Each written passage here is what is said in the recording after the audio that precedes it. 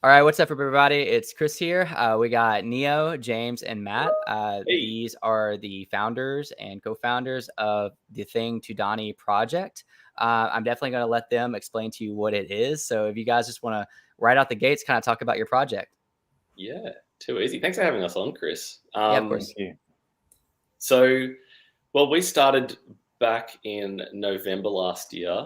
The project, our aim is to start with the Thing, which at the time was the cheapest collectible you could get on Veve. So we picked it up for like $4. And our aim was to flip all the way until we get to Donny. And originally, the idea was not as charitable as it is now. So we're doing it for charity, but it started very differently. So once we get to Donny and we hit, the aim was about 100K, we sell and donate 100% of the proceeds to charity. That's amazing. And this would probably be the, I labeled the title of this video, but like I haven't heard of a comparable charity yet, to date. So this is very original and I would say very exciting. Yeah, I think there's been a lot of things started like in the lead up to Christmas, where everyone seemed to be in quite a giving spirit. So lots of giveaways that we saw where the Veve community got behind it and tried to like help each other out, which is really nice. Oh, that's true. Yeah. But yeah, in terms of a charity project, I think we're the only one. But would encourage other people if they have the time and the means to do it to try something similar. Yeah, I love it. So how did you guys get the idea, or like what was the birth of the Thing to Donny? Like you said, you originally purchased the thing off the market for around four USD. What was like the thought process behind like, hey, were you a group of friends? Did you meet through Veve? Kind of like what unraveled that? Well, do you guys want to go? Should we tell them how selfish our original idea was? We were like, originally it was like we could get rich from this thing. And I guess that's the motivation for a lot of people, which is completely fine, by the way. Yeah. But we are all old friends from way back. I think since we were small children. I think we all met in school. I'm pretty sure I seeded, because I started buying Omi back in March 2021. So I got into it then. Was this before the peak or after the peak? Just prior. Okay. So rode that up and then back down again. Yeah, me too. and then kept buying. Yeah. But yeah, I've been holding for 12 months in crypto feels like a lifetime, I guess, but yes. A long time. And yeah, I think is that how you got into it, Pato? James, I told you about Omi, and then you got into Veve, and I was so not interested in Veve until like the middle of the year. Really, it took me a long time. And then Neo is the OG collector, like he's a proper collector, so he gets Veve intrinsically. Let's just be very generous with your words. I'm probably an OG collector in the space of the three of us, but in comparison to everyone else in the so you have collectibles like you actually have collectibles now as a grown man that you when you're a child I'm not saying there's anything wrong with this, you treasured that you're like, these have value in the world. That whole thing was very foreign to me, like as a concept. The whole collectibles thing. When I saw comics were selling for millions of dollars, I was like, that's got to be fake news, and I was going to move on. So yeah. So Neo, you're a physical collector, and you were before Veve? I mean, it's very funny, that and I think we've said this a few times. When I was younger, I was like all into like the Upper Deck basketball cards, Magic the Gathering cards, sort of, chasing after Jordan sneakers, which as a young kid, they're way out of your budget. Yeah. And I think more so James, when I feel, but interesting, like James and Matt are both collectors of vinyl records. So inherently they don't know themselves that they have somewhat of a collector mindset, but it only took them to hit our mid-30s and for this app to come about, for them to realize that this is a bit of fun. And I was last to come to second last, if you include Joe, to the party on this, with no understanding of the Omi token or NFTs really. But I just remember James showing me his collection, and I was like, Back to the Future is an iconic movie of my childhood. I was like, this looks sweet. I need to get into this somehow because it just looks cool. Like it goes back. Our friendships go back like a really long way, as you can tell. So there's so many moments in our lives where like Neo will show us, this awesome collectible he picked up in Japan at a Daft Punk concert, right? What were they? Hang on. Here we go. And the Bear Brick dolls. Whoa, dude, that's sick. That's really sick. When Bear Brick comes to Veve, I'm going to be broke. So I remember when you picked them up, you were like, no one calls me James, everyone calls me Pato. And you're like, Pato, check these out. And it was like the first thing he showed me when he got back from Japan. And I was like, yeah. Lego, I've got Lego. And he's like, how dare you? It's not Lego. Like, do you know how important these are? I'm like, whatever. So it's like it's been years that Neo has been waiting for this moment where we take this seriously. And it was a bit of a fluke that it happened because after Matt got into crypto and into OMI in March, he started telling me about it. I loved the idea when Matt was explaining the Acomi's project with OMI and Veve. I was like, cool, okay, I like this. So I started buying up the token. And then it was months later that I thought, well, if I'm investing in the token, I should learn what the user experience of the app is like. Because if I find it interesting, literally anyone will, because I'm not into collectibles. And sure enough, the first thing I bought was a DeLorean. And then I just nerded out. Like I was just showing everyone the DeLorean. Did you go for the drop or you got it on secondary? No, secondary market. Secondary market, okay. And that was for my own collection. Like we have our own accounts.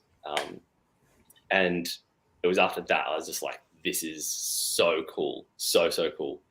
And so it took probably like a couple of months of sort of learning the ropes and learning about, sort of some strategies to flip and what had more value than others, that I came to these guys and I was like, I have an idea. And this is in episode 1. We've got a YouTube series. And my idea was, it was after I had very clearly overcapitalized on Veve collectibles and was freaking out. And I was like, I've spent way too much money here. Here's my plan. And the plan was start with the thing, flip your way all the way to the Donny, and we'll divide the proceeds between the 4 of us. But it didn't take long for us to realize that we don't really need the money. And it's not like we're billionaires, but we thought it could be put to a better use. Yeah. So that's where the idea for donating it to charity came from. And since then, it's just like caught like wildfire. It's gone insane. I've got heaps of support from the community, which has just been amazing. That is amazing. Absolutely. So, Chris, sorry, I'm sure. Have you told your community? I'm sure you have in previous videos, not ones that I've seen, about how you got into this project. I'm curious to learn, if you don't mind. So I got into OMI in February because I was going for like high leverage like crypto and NFTs at the time. Or no, really just crypto and stocks because I was a big part of the GME movement. Rest in peace. Cool. Yeah. Yeah. And so I was like living on Wall Street Bets, and like I was like one of the first 10,000 members of Wall Street Bets. Wow, I'm not kidding. cool. Like it's insane. So yeah, my wife probably hated me those few months because like it was even worse probably than I am on Twitter now. Like I couldn't stop like laughing at the memes and like, like being all over Wall Street Bets. Somehow, some way, OMI creeped its way into Wall Street Bets subreddit. And I don't know if it like connected me to like whatever it was. I found it and I was like, oh, this is an underlying crypto for an NFT project that sells Batmans. I was like, that was really cool. And I got on and I downloaded the app, and it's so easy just to load fiat and gems and buy something. So I bought a Stay Puft Man, and I was like, this is really cool. I blew it up into AR. I took a picture with it. I showed like my family that they didn't care at all. And I was like, this is really cool. And then I went and bought a Todd off the primary market because, Todd was on the market for months. at that time. It wasn't even sold out. And I was like, it's pretty cool. And then I noticed that like Todd started to sell out really quick. And then I bought a couple Jim Lees, and I was like, oh God, now Jim Lee Joker is selling out really quick. And I went for the Nightwing drop, and I got a Nightwing, and I sold it for $1,200 PayPal like a couple weeks later. And I was like, oh my God, there's money to be made in this space. And definitely this is about you guys, but going to, I guess how James and Matt would feel. I was a physical collector when I was like younger, but it kind of fiddled out. And so what Veve did was it reignited my physical collector side. Like I collected Pokemon cards, Yu-Gi-Oh cards. I actually just busted a bunch of them out not too long ago. I did have a couple, like my dad had some Jordans, and stuff like that. And yeah, Veve really reignited that fire in me. And I mean, as you can tell now, I don't know where it's at. I got a physical Todd statue in the background. I don't even know what the mint is on it. So I've been getting more into physicals ever since. So that's how I got into Veve/Omi. Cool. It's amazing how it does that. Really interesting. Like, you just, I'm kind of wondering, Chris, whether you're just going to go like that and you're actually Neo, or the other way around. Like exact same thing. But it does really. It's so funny how you're like, show my family, and it didn't care. Yeah, absolutely. They don't. And even, the absolute like ludicrous thing is that like I can show them my portfolio's value right now, and they still don't care. I'm just like, how do you not care? Like I mean, like unrealized, but like I like made more money on NFTs than like I did with my job this year, and you don't care. like it blows my mind. Exactly, it's so true. Well, I sat at dinner, Christmas dinner with my family, like my siblings and parents and stuff, and I was explaining our project, the thing, to Donny, and it was just blank faces. And I'm like, okay, so I'll go the other way. Instead of trying to explain what NFTs are, I'll explain the end point, which is that we're starting with $4 and we are turning that into $100,000, and then we're going to donate that to charity. This is that. So, and they're smart people, like, yeah, and it's just donuts. And actually, it was just a look as well. I think from my parents, it was just a look of utter suspicion. Yeah. There's a scam involved here somewhere, and you're going to get screwed over. Which is also the opposite of how there have been some people. We did a stream with Wendy a month or two ago, and she said there had been a couple of people who had contacted her saying, "This sounds like a scam." Like the thing to Donny. Actually, like so before this interview, I actually watched half of that interview just to kind of like get a general, thesis on some topics. Good. Cool. Great. I don't know if you made it to the point where I started talking about pornography as that sounds really weird, but as a no, I didn't make it there. I would definitely cut it off. I left as well, Chris. That's when I clicked off. Actually, was that when you were by yourself at the end, Jay? No. Everyone left. I want to add something to this. My wife has always just also been like very suspicious, very like weirded out by Veve until I bought an ultra rare DeLorean. And this is the genius of Veve, because she's a Back to the Future fan, as I am. And I put it in AR, and we, had a look at it, and she was like, "Oh, this is awesome. I get it. Like, I really get it. This is so cool." And it was like, of course, like if they have enough verticals with enough brands across, I don't know, every imaginable thing you can imagine, there's going to be an access point for most people in the world. And that, Matt, I agree with you, but are you leaving me hanging just mentioning that I talked about pornography? Not only did he leave you hanging, he kind of mentioned his wife, like me as a family man. Exactly. I don't really do that whole thing. So James is a creep. He's a pervert. Okay, so my wife. Not a scam. Not a scam. I'm sorry. I have to finish this story, because otherwise everyone's going to leave, and Chris's fans are going to be like, Whoa, we're gonna stick. Yeah, we should have pre-recorded this so I could edit it later. But here we are. You're right. So, the point was that there's a point in the video with Wendy where I started talking about uses, early adopters of technology, and I started to use the example of that pornography and art seem to be the first two sort of industries or creators that use technology in its infancy. And so art being the example of NFTs, that we're so early to NFTs that it's artists who are creating things first using that technology. Anyway, but I started just like what's happened here. It got derailed as soon as I mentioned the word. It got derailed and something happened. And what it was I was actually sitting in my car on a cliff top overlooking Bass Strait, which is like this freezing ocean at the very south of Australia. And this storm just hit all of a sudden, like the car started to get pushed over the edge of the cliff. Like I thought I was going to die in that stream. Live, you would have seen my demise. Oh gosh. So that anyway, video would have been a little different. You'd know if you'd made it to that part of the video. Wait, and then you started talking about porn? Yeah, it's as soon as I started mentioning it, and Wendy was like, well, you know, that was God disapproving of what you were talking about. I did not make it to that part. No. I was sort of sweating more than I am now.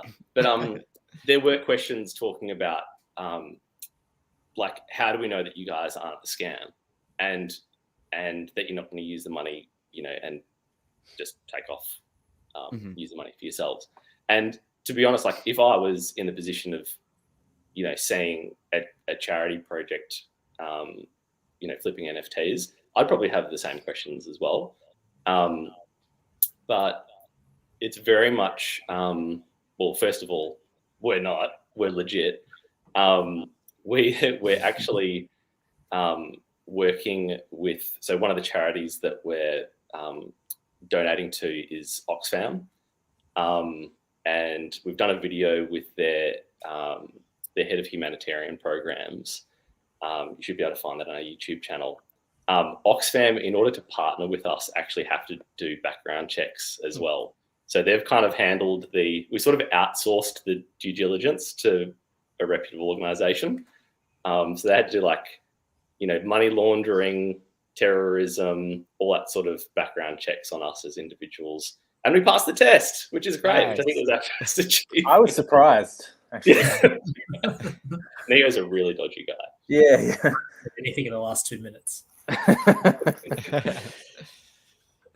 So you mentioned before, I don't even know if it was in this stream, there's two charities that you're using, one local, one global? Yeah. Is that correct? That's right. That's okay. right. What is the other one?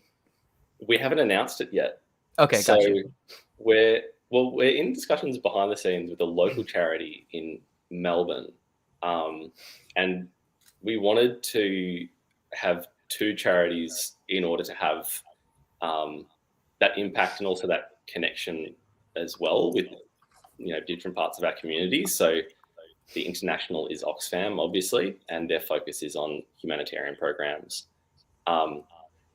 The other, we want to make some sort of an impact in our local city. We live in Melbourne. Yeah. And there's a couple of really awesome charities that like we donate to personally. But we can't announce anything until they agree and can actually go public with it. But really looking forward to being able to make that announcement. As soon as we can, we will. Both would be really cool too, just because, I mean, after donating to the charity, I'm sure there would be some type of announcement like these guys sold NFTs, whatever those are, because they probably won't care or know, you know, to be able to donate to this charity, and that'll give, you know, Veve exposure and NFTs in general exposure. Like, hey, there's real money in this. You know, that's another criticism, but well, yeah, that's right. And it is a constant criticism, isn't it? Until like we get that MPL. Yeah, sure.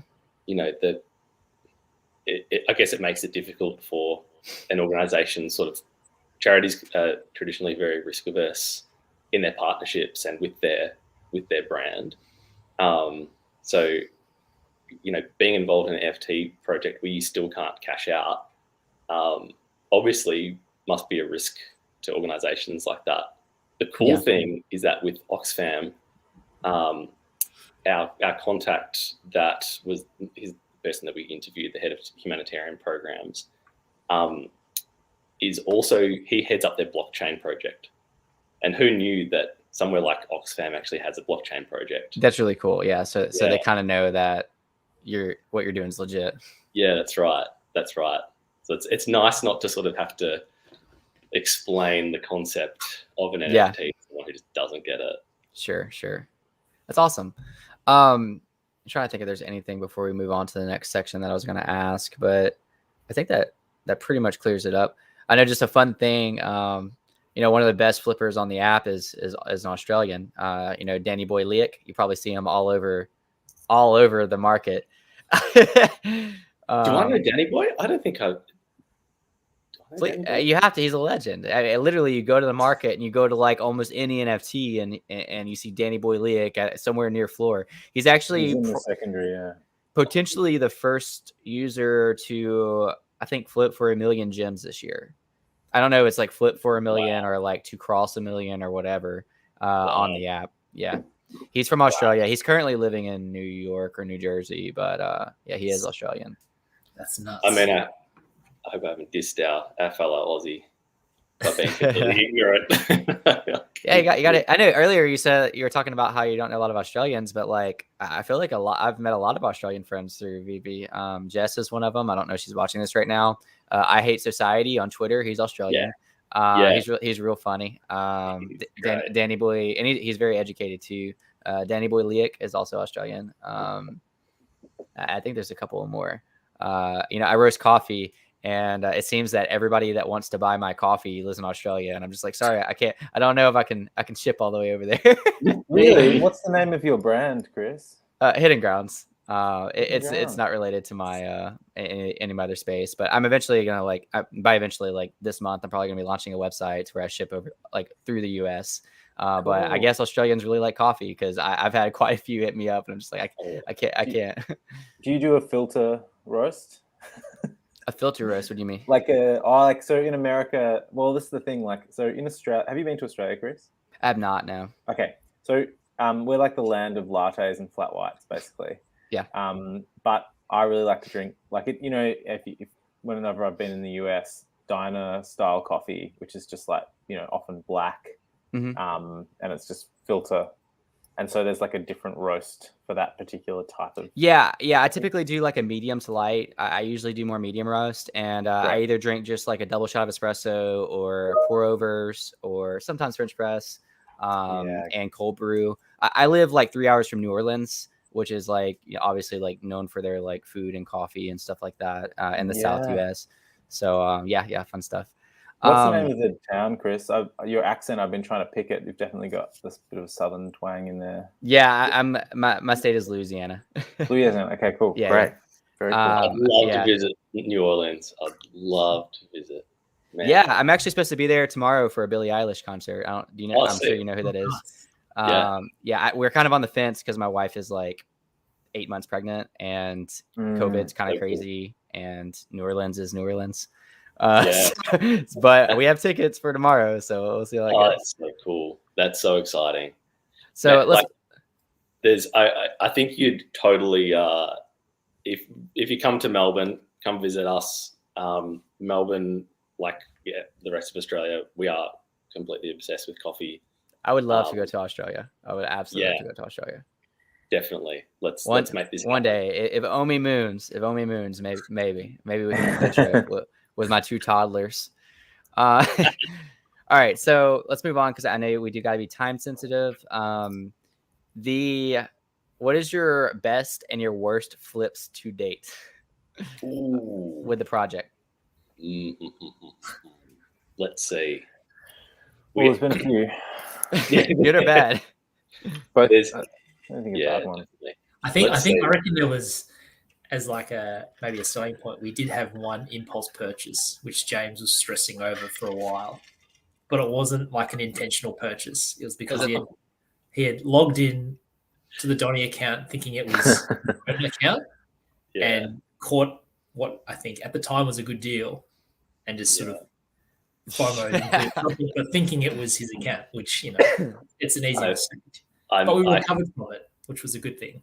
Good. Yeah, that I felt sick when I did that. So we'd made like some really good decisions up until that point, and had worked really hard to get to like 400 gems or something, and a couple of like the really good ones were we hit how many 2 Disney drops, and so we've got a Wally, which we got for 60 on the drop, and then sold for 320, which was good at the time, within like a day or so. Then picked up, oh that's right, we hit 1 Disney drop, it was Wally, but then we picked up C3PO on the secondary market for like 280, flipped for over 800 within about 24 hours again. And then we're in a position to start picking up a few things from there. They were probably a couple of our best moves. But then I completely screwed up and thought I was in my account and saw the secret rare comic book, which is Uncanny X-Men 129. And I was like, secret rare, it's like 390. Okay, yeah, I could do that and, hold it for months, a year, years. I'm like, sure, I'll do that. So I got it. And then I see I'm in the Donny account. I'm like, and the stress involved with something like this, where you're like, with this project, this isn't my money. Like, this is not, when we're making any moves, if you buy something, it's like, this is not our money. This money belongs to the charity and, the end users of the money. So doing something like that, I completely lost my shit. I was sort of freaking out. And so we had it for like maybe a couple of weeks and couldn't offload it. And then in the end, it was Brock who bought it. Oh, what a champ. Yeah. Wow. Bread Cat? Yeah. Yeah. What a champ. And he was like, this is a good deal. He's like, I'm happy to take this off your hands. This is a good deal. So we sold, bought for 390, sold for, what was it? Looking now, for 450 thereabouts. Yeah. So at least we just more than broke even. Cool. But then I think another good hedge which James made was getting in on Elsa when she was around 1K, I think. Which was, I think you just got in just before it like set a new sort of floor, being around 3.5, 3.6 now. Nice. Which I think was a good move. Might have been my Elsa you bought. I sold one right before the run up. It hurts. It hurts when that happens. Yeah. It's like, sorry, I was going to say the only rule is buy and hold, right? And I know for the purposes of this project, we're flipping because that's part of the fun. But like, that's been I learn it over and over again in my personal Veve account. It's like, just buy and hold. All I had to do, try and get a drop, buy and hold. And just especially like after the last bull run. Like, oh my God, you could have bought, I almost did a video, like if you would have made like the worst possible decisions on Veve, and I still might, how much you would have been up during the peak of the bull run. And it would have still been ridiculous. Like you could have been an idiot with your gems and probably still been up no matter what you bought. Totally. Yeah. It's it's wild. Like, and it is difficult with our project because the rule that we made was like, we can't put any extra gems in. And, so, it was, I'd bought the thing originally, in my account. So I just used that, just transferred that to the Things Donny account. And we started with that. It's like, you literally cannot put any gems in at all. And we've never had any doubt that we're going to make it to a Donny, which is ridiculous. But like, we just know we're going to get there. It's never been an option, right? I love it. Like, we're going to make it to the Donny regardless. But, do you dedicate a certain amount of time a day or a week to like sniping? I know you guys have joined some of my streams to where like I literally just like flip collectibles, or do you just kind of like you bank on drops? You bank on this certain collectibles coming out like C3PO, and you're like, man, I know Star Wars and I know that this is going to be worth more than like 300. Like what's your primary like ways to get there? A bit of a mix, right, guys? Yeah. I think the last drop we landed, and because we're in Australia, the drops are like at 3 a.m. So we're kind of on a rotating roster to do it. But the last drop we landed was, I think, the group animated rare. Got you. Christmas time. And since then, there's been a bit of a drought. Well, and I think Australia is also further away from like their. Well, no, yeah, it wouldn't be the most ideal ping to servers, because aren't the servers in like New York or something? So I think that's a good point. Totally. So and also you have 5G there. We haven't quite had that rolled out. We've got hamsters on little wheels pedaling the generators. So yeah, I mean, at the end of the day, I think ping is king, but mainly ping to server, not as much like how strong your Wi-Fi is, and that could really affect you. But I've also heard, I don't know how true this is. I've also heard that like there's a dedicated amount for each like section of the world, but I don't know. I don't think that's true, but I feel like I heard that from a reliable source. I don't know. It definitely feels harder even now than Christmas time. Like it feels like the users have doubled since then. I don't know if that's true, but yeah, it's hard to get drops right now. It's near to impossible to get drops right now. I reckon like probably the drops. I don't know how many drops we've been for. A lot. It's dozens and dozens and dozens and dozens. 30 more. 40? I don't know how many. And I reckon we've made 3. Really? Or 4. Try doing that at 3 in like it's hell.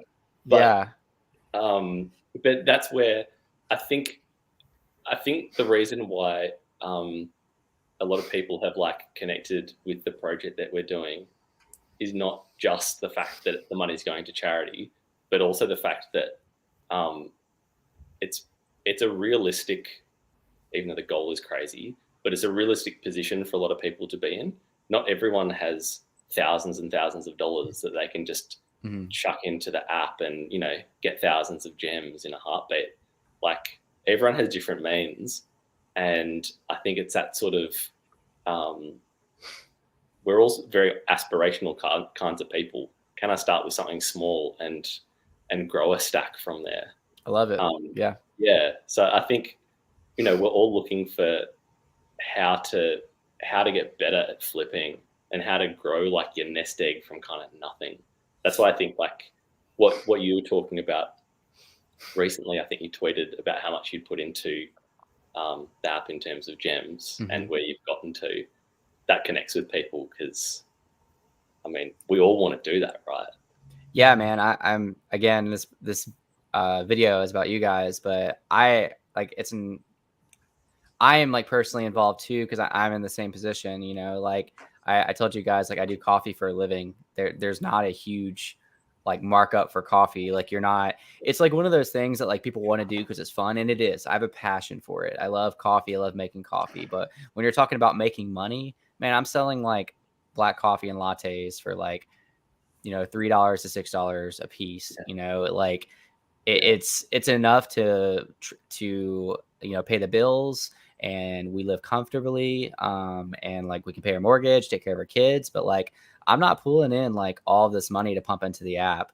So yeah, I mean, I've only personally put in like 2,000 since March. And the last time I put in gems is probably like maybe August. I don't even remember the last time I put on gems. I like you guys now, I kind of have a hard rule. Like I'm literally not going to put in gems unless like maybe if we get that like Pokemon announcement or something like that.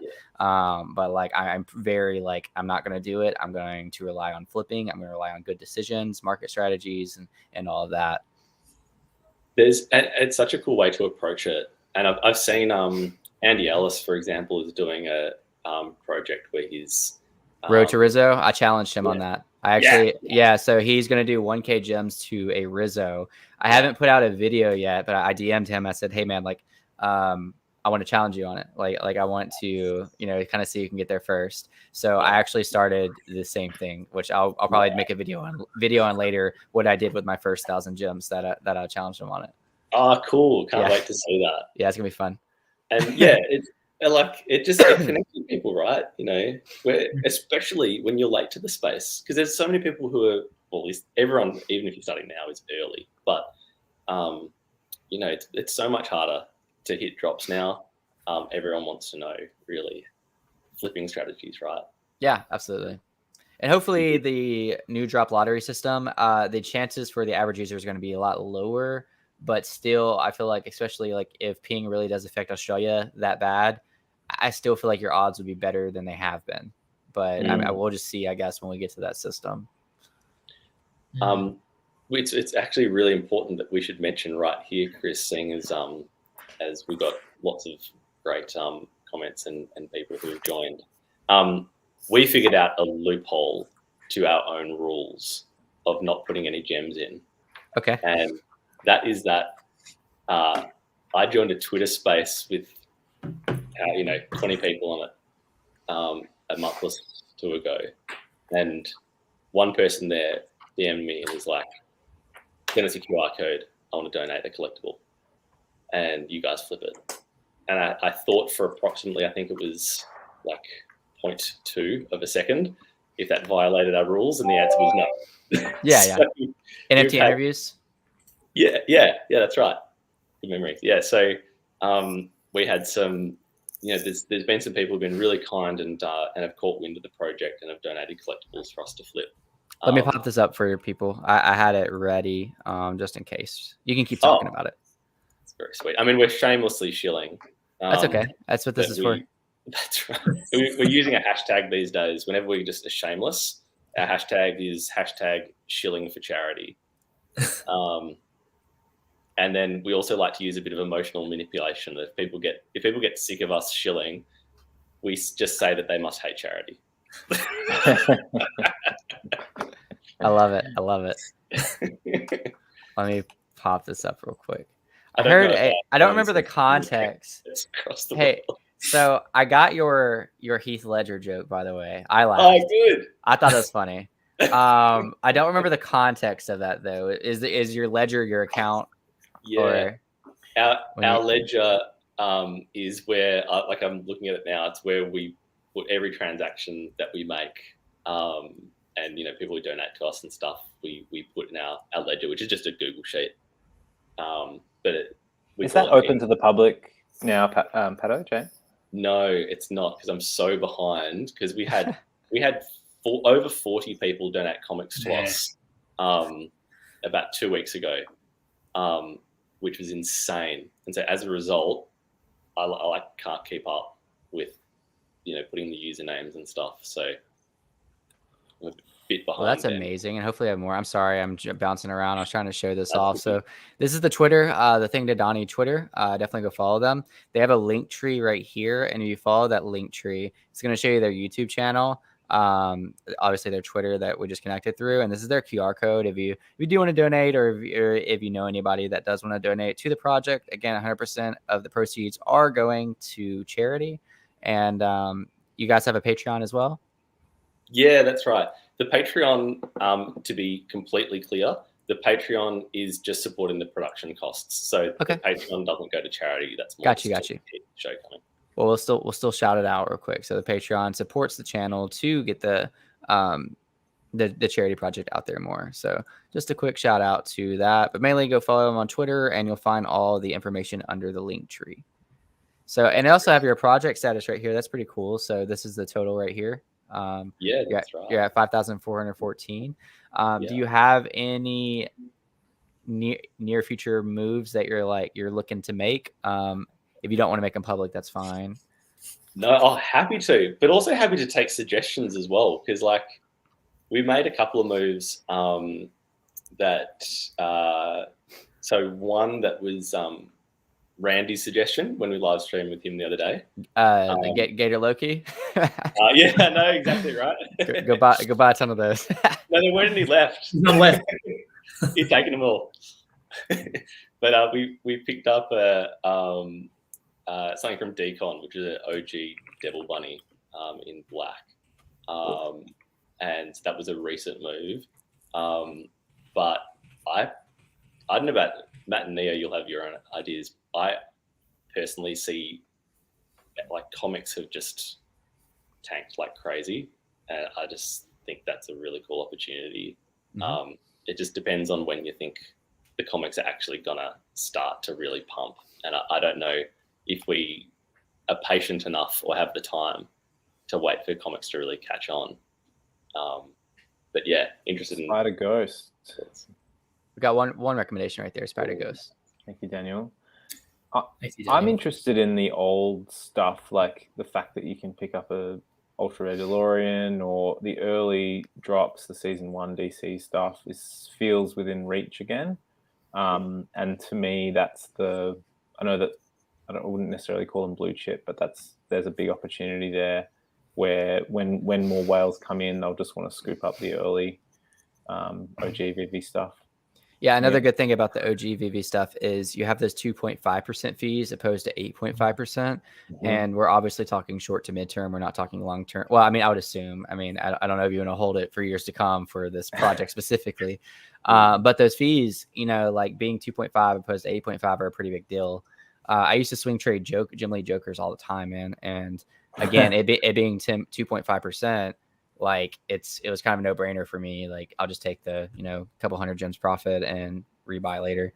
But yeah, and most of the OG Season 1 stuff is up until Marvel and Disney was those lower fees. Yeah, totally.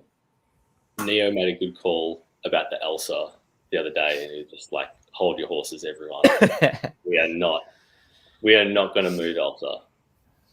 And I think are you still holding Elsa? Yeah. Okay, sweet. There's been some. I was just saying that there's been some interesting price predictions on the gold moments. It's all obviously speculative, but I was saying like if we give this project like an end date or a due date of say 6 months time, or when MTL comes in, it also might be quite profitable for charity, regardless if we get the Donny or not. Obviously, the Donny is what we want, but I think we need to sort of just be mindful of what we currently hold, and do we then just think about hodl some of our collection and just flip what we've got? I'm not gonna lie. When I first heard about your project, I was just like, "Oh no, why does it have to be a Donny?" But I know that's kind of like your thing now. But I was like, why can't it be like a thing to MC1 or a thing to Secret Rare Spidey? I was like, why freaking Donny? Donny's also very silly. The whole thing just feels ridiculous. Fair. Which is also fun. Selling a pony for 100K that only appeared in a couple of episodes of Powerpuff Girls. That's right. That's it. Well, and we're all absurdists, right? Like our sense of humor is extreme, like it's just dry and very, very silly. So yeah, you see a pony rocking around on an app that you can spin around, and it was going for 100K. It's now 200. I think is the floor. I mean, what's more fun than that? Chasing after a pony. That's right. Is there going to be part of you that's kind of like say, you hit your goal and you got that 200K gems ready? Is there going to be part of you that's like, man, I don't know if I want to do this? Well, to be honest, we're learning a lot as we go and meeting some really cool people like yourself. So, things that we're learning have been things, strategies and stuff that we are able to put into place, with our own accounts. And, that we've got our own things happening on the side that we're right. There's no temptation to do that. We're just really pleased to be able to get to the point where we can achieve it. I think it's such a ridiculous goal that if we get there, we'll just be pumped. It's such an absurd notion to flip that for that much money at the end. I think the only thing we'll struggle with will kind of be saying goodbye to the project once we've finished. That's true. That's fair. Yeah. Then you could do something else. Oh yeah, that's right. That's right. A thing to Todd. The next project will be trying to re-engage with our partners because they've distanced out themselves from us. NFTs for forever. And Chris as well. Like, one thing we haven't asked is what you would recommend, not financial advice, because we've got roughly 5,500 to play with, but of that, that's partly Elsa, which is like 3 something right now. So would you liquidate 2,000 gems and buy something, or wait for it? All 5,000's tied up in NFTs right now. Pretty much, we have. Yeah, I would definitely free up like $2,000, and not financial advice. I find the best way to build gems without putting more gems in is kind of going back to what I just said. Like, find a couple of items with like the 2.5% fees, memorize the patterns of those items, and then execute those patterns. And like, also, it's convenient if you're okay with holding that item for longer just in case. Jim Lee Joker was a good example. It is expensive now, so I don't know if I would do that, because when I was doing it, it was back to around the time it was between 300 and 500, and it was bouncing around.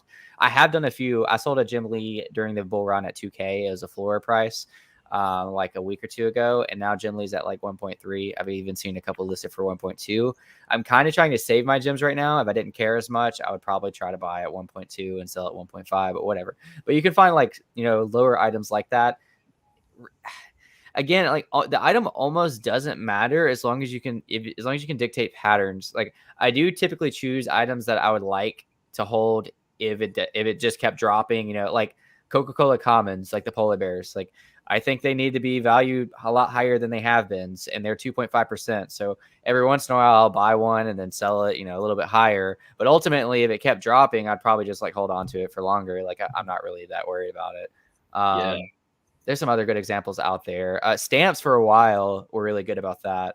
I mean, I've looked at some stamp floors. I wish I've taken advantage of this, but like the ultra rares, like not even like a couple weeks ago, it jumped so quick. It was like 600, 650, 700. Like, I could have literally bought that 600 and that 650, and now the floor is now 700. And like the percentage is only 2.5%. So I could have held one for longer and then sold another one for at least $100 profit.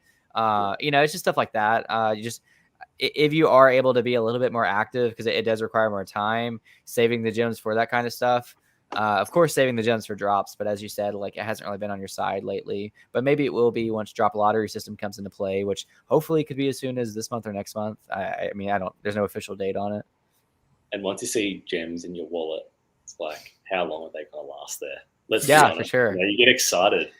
Yeah, the lenticular cards were acting me, man. I bought the set, and it wasn't cheap, and because I'm pretty frugal on my gems. Like, I'm really like, I don't want them to be tied up for a very long time, unless it's something I really believe in. And yeah, then those things happen. You're just like, oh gosh, so what happened to my gym account? Totally. Mm-hmm. But yeah, man, it's complete. What else are you guys holding? So we've got, we have 2 Lions United, 1 Frankenfat, which was donated by I Hate Society. Oh, I love it. OG Devil Bunny. We had donation of an Ultimate Fantastic Four, number 21. We have a Storm Common, Harley Quinn. Oh yeah, Storm's another one of those things that I stacked, but that is, I don't remember Storm's fees. They're 2.5, right? Because it's X-Men. Or is it 8.5? It is 8.5. Okay. Yeah. We have a Harley Quinn with Bruce Timm one, and Elsa, Coca-Cola, the polar bear. We have a couple of other comics. We have Fantastic Four number 5 common, and Fantastic Four number 1 common. We've got 2 of them. That is it. Gotcha. Cool. Yeah, fair few things rocking around in there. For sure, and hopefully, like, hopefully out of this stream you get like at least one more donation, or if not, just more awareness about the project, more people following you and stuff like that. Like hopefully it can benefit you guys in some sort of way. Thank you, and thanks for your support and that of your community as well. Like lots of awesome comments here, and really appreciate the opportunity to get in front of more people and yeah, for sure. Meet you too. By the way, chat, thank you for tuning in. I haven't been popping up as much. I've just been trying to be respectful of their time. They have a business meeting probably in like 10 minutes. Oh, probably in a couple minutes. Oh, in 1 minute. James. Oh my God. So I was just trying to be respectful of time. So I didn't want to pull up too many comments, but seriously, thank you guys for stopping by. Yeah, again, James, you got to go. Any last thoughts? We can definitely do a part 2. I'd love to do that. Get some updates from you guys and talk further.